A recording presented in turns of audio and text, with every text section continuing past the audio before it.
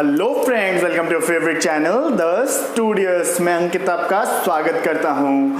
आज का वीडियो है मौर्यन एम्पायर के बारे में। बहुत इंपॉर्टेंट एम्पायर जो इंडियन हिस्ट्री में है, और ये पहला एम्पायर था जिसने एक स्ट्रॉन्ग कंसोलिडेटेड इंडिया बनाने का नींव रखा। चलिए बिना टाइम वेस्ट किए आज का वीडियो शुरू करते हैं। मैंने प्रीवियस वीडियोस के लिंक आई बटन पे दे दिए हैं, अभी तक आपने नहीं देखे हैं तो जाकर देख लीजिए। और फिर से कहूँगा, चैनल को सब्सक्राइब कर लीजिए, वीडियो को लाइक कर दीजिए और साथ ही साथ बेल नोटिफिकेशन दबाना ना भूलें, जिससे लेटेस्ट सारी नोटिफिकेशन मिल जाए जैसे ही वीडियो अपलोड होती है। चलिए शुरू करते हैं। आज है बात मौर्यन एम्पायर की। मौर्यन एम्पायर की बात कभी भी पूरी नहीं हो सकती जब तक चाणक्य का जिक्र नहीं आता।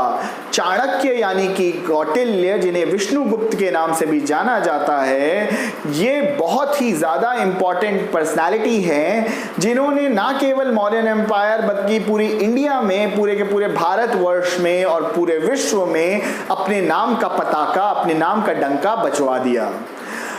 मौर्यन एम्पायर के बारे में आपको सबसे पहले बताऊं, ये एक ऐसा एम्पायर था जो पैन इंडिया कैरेक्टर का था। पैन इंडिया कैरेक्टर मतलब इसने इंडिया को कंसोलिडेट किया और लगभग पूरा पोर्शन इंडिया का इनके अंडर था, except some reasons of south. अब ये जो एम्पायर था, इसको खड़ा करने में सबसे बड़ा हाथ था चाणक्य का।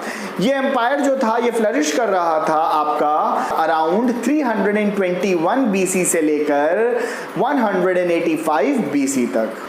अब बात करते हैं चाणक्य की। नाम तो सुना ही होगा आपने, बूढ़े हो, बच्चे हो या कोई जवान व्यक्ति, हर कोई इनके बारे में जानता है। और इनकी नीतियां जो हैं आज के युग में भी बहुत प्रासंगिक हैं और शायद हमारी राजनीति की ये बेस हैं। साम दाम दंड भेद।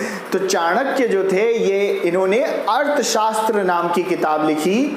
ये जो किताब थी ये बहुत इंपॉर्टेंट किताब है जिसमें इकोनॉमिक्स, साथ ही साथ एडमिनिस्ट्रेशन, कैसे किसी जगह को रूल किया जाए, किस तरह से एक स्ट्रॉन्ग एम्पायर को बनाया जाए और एक कैसे विजनरी लीडर को होना चाहिए, ये सारी बातें उन्होंने लिखी। और इनकी बातें आज के युग में भी बहुत ज़्यादा प्रासंगिक हैं और इसको लोग फॉलो करते हैं। इनकी महानता यही है, ये युगों से आगे हैं और आज के समय में भी अपना प्रेजेंस पूरी तरह से बनाए हुए हैं। चलिए इनके बारे में एक छोटी सी स्टोरी बताता हूँ आपको। चाणक्य जो थे ये तक्षशिला में टीचर थे।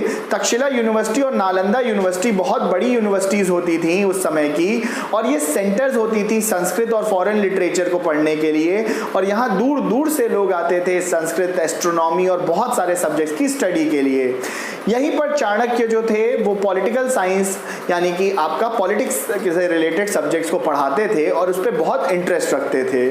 चाणक्य को पता लगा कि आपका अलेक्जेंडर जो था ये इंडिया की तरफ अप्रोच कर रहा है और ये सब कुछ जीतते हुए चला आ रहा है। चाणक्य को लगा कि अगर ये इंडिया में आया तो ये बहुत ज़्यादा आक्रमण करके नुकसान पहुंचाएगा और इंडिया में बहुत सारा तबाही और नुकसान होगा। तो इसीलिए चाणक्य पहुंचे धनानंद के पास, जो उस समय नंदा डायनेस्टी के रूलर थे। तो जब धनानंद के पास चाणक्य पहुंचे, धनानंद जो था बहुत ही क्रूएल रूलर था, अनपॉपुलर था अपने पीपल के बीच में, और वो केवल भोग विलास और लग्जरियस लाइफ में ही बिजी रहता था। जब चाणक्य पहुंचे और उन्होंने बताया कि मैं आपसे इसलिए मिलना चाहता हूं क्योंकि अलेक्जेंडर नाम का व्यक्ति है, वो पूरी दुनिया को जीतने के इरादे से निकला है और अब वो भारत की तरफ अपना रुख कर लिया है, और कुछ दिन में अगर वो भारत पे आक्रमण करेगा तो बहुत नुकसान हो सकता है। आप मगध के एम्परर हैं, तो आप एक स्ट्रॉन्ग आर्मी बनाइए और उससे लड़ने की तैयारी करिए। धनानंद वो अपनी ही मस्ती में मगन था। उसने कहा, ए ब्राह्मण, तू मुझे ज्ञान देगा? तुझे क्या आता है? जा, तेरा काम है पढ़ाना, जा पढ़ा, भिक्षा लेना है तो ले ले। अब जब चाणक्य ने ऐसा सुना तो उन्होंने फिर समझाने की कोशिश की कि नहीं, जो मैं बोल रहा हूँ वो बहुत सच्ची बात है, इसको समझो और इसको अमल करो। लेकिन धनानंद ने उन्हें धक्का दे दिया, और जैसे ही धक्का दिया उनकी शिखा मतलब चोटी, वो खुल गई। और चाणक्य ने उसी समय एक प्रतिज्ञा ली। उन्होंने प्रतिज्ञा ली, हे धनानंद, तेरी वजह से मेरी शिखा खुली है और तूने मेरी बहुत बेइज्जती की है, मेरा बहुत अपमान किया है। जब तक तेरे किंगडम को पूरी तरह से उखाड़ फेंकूंगा नहीं, जब तक तुझे पूरी तरह से निस्तो नाबूद नहीं कर दूंगा, तुझे खत्म नहीं कर दूंगा, तब तक इस शिखा को नहीं बांधूंगा। ब्राह्मण की शान होती होती है उसकी शिखा, और उसकी शिखा में एक नॉट होता है, यानी एक गांठ होती है, लेकिन चाणक्य ने वो अपनी शिखा खोल दी। जब चाणक्य गुस्से में निकले, कुछ दिनों तक इधर उधर भटक रहे थे, तभी उन्हें एक लड़का दिखाई दिया। ये लड़का था चंद्रगुप्त मौर्य। ये लड़का अपने दोस्तों के साथ खेल रहा था और उन्हें इंस्ट्रक्शंस दे रहा था, जजमेंट दे रहा था, एक तरह से जैसे राजा देता है। चाणक्य पहचान गए इस इंसान को कि ये इंसान हो सकता है भारत का भावी सम्राट, और उन्होंने उन्हें ट्रेन करने का फैसला किया। अब जब ट्रेनिंग की बात आई तो चाणक्य ने इनकी मदर से परमिशन ली, बेसिकली इनके फादर नहीं, इनकी माँ से इन्होंने परमिशन ली और इन्हें अपने गुरुकुल में ले गए। बेसिकली तक्षशिला जो है, आप लोगों को मालूम होगा, आज के ज़माने में तक्षशिला रावलपिंडी के नाम से जाना जाता है, जो पाकिस्तान में है। शोएब अख्तर का नाम सुना होगा, रावलपिंडी एक्सप्रेस। हाँ, वो रावलपिंडी जो जगह है वो पाकिस्तान में है। प्रीवियस ज़माने में, जब पुराने ज़माने में उसे तक्षशिला के नाम से जाना जाता था। जब चाणक्य ने चंद्रगुप्त मौर्य को अपने साथ ले गए, इनकी शिक्षा दीक्षा की, इनको बड़ा किया, स्ट्रॉन्ग किया, इनको बुद्धि से स्ट्रॉन्ग किया और इनको फिजिकल ट्रेनिंग भी दी। अब तब तक यहाँ से अलेक्जेंडर जा चुका था। अलेक्जेंडर का यहाँ पे मन परिवर्तित हो गया। आपने अलेक्जेंडर और पोरस की कहानी सुनी होगी।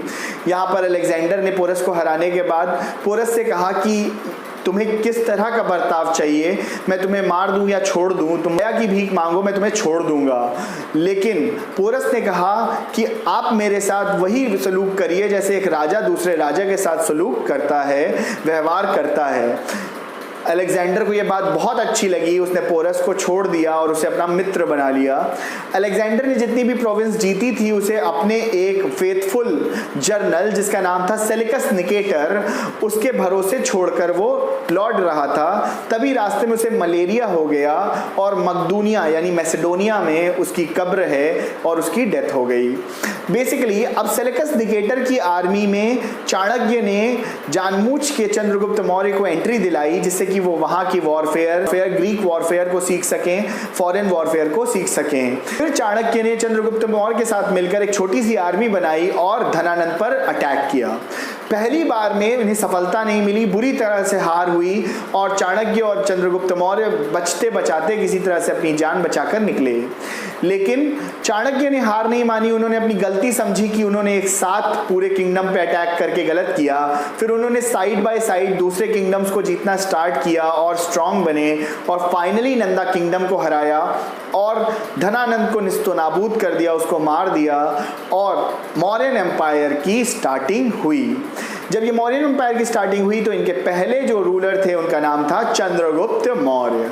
चंद्रगुप्त मौर्य बहुत ही इंपॉर्टेंट रूलर हुए हैं। इन्होंने अपनी वॉर एंड कॉन्क्वेस्ट की नीति से पूरे किंगडम को और एक्सपैंड किया। वॉर एंड कॉन्क्वेस्ट की नीति ये होती है कि लोगों से लड़ाई करो और अपने राज्य को फैलाओ, लेकिन साथ ही साथ चाणक्य बहुत ही ज्यादा समझदार और विद्वान व्यक्ति थे। उन्होंने मैट्रिमोनियल अलायंसेस का भी शुरुआत किया। मैट्रिमोनियल अलायंसेस क्या होते हैं? बंदोबस्त विवाह। मतलब क्या है कि ऐसे लोगों से विवाह कर लो, ऐसी लोगों की पुत्रियों से विवाह कर लो जो आपको फायदा दें। अब क्या हुआ, चाणक्य ने इनको अटैक करवाया सेलिकस निकेटर पे और उनसे जीत लिया। और जीतने के बाद सेलिकस निकेटर के सामने प्रस्ताव रखा कि तुम अपनी पुत्री यानी कि हेलेना का विवाह हमारे शिष्य यानी कि चंद्रगुप्त मौर्य से कर दो। अब ये कराने का बहुत बड़ा कारण ये था कि सेलिकस निकेटर जो स्ट्रांग था वो कभी भी अटैक नहीं करेगा चंद्रगुप्त मौर्य पर, क्योंकि वो उसका क्या हो जाएगा, दामाद हो जाएगा, उसका सन इन लॉ हो जाएगा। इसी वजह से जब इन्होंने शादी करा दी तो इन्होंने बहुत सारे प्रोविंसेस भी साथ में दिला दिए चंद्रगुप्त मौर्य को, जिसमें कांदाहार, हेरात ये सारा था और 10,000 एलिफेंट्स और बहुत सारा सोना अशरफियां भी इन्हें मिली, जिससे का इनका किंगडम और ज़्यादा स्ट्रांग हुआ। इन्होंने अपने किंगडम को और ज़्यादा स्ट्रांग किया और बड़ा किया।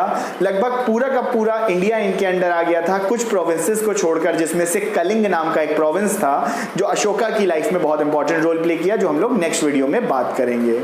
इनको सक्सीड किया था इनके पुत्र ने, जिनका नाम था बिंदुसार, और उनके बारे में भी नेक्स्ट वीडियो में बात करेंगे।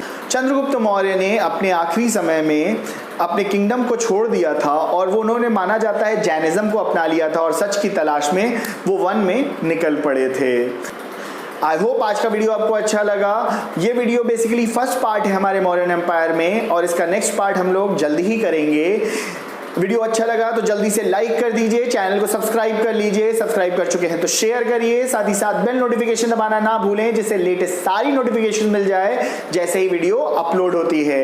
आप कमेंट करके अप्रिशिएट कर सकते हैं, सजेशंस दे सकते हैं और अपनी क्वेरीज को भी पूछ सकते हैं। अपना ख्याल रखें, अपने देश का भी। जय हिंद, जय भारत, थैंक यू।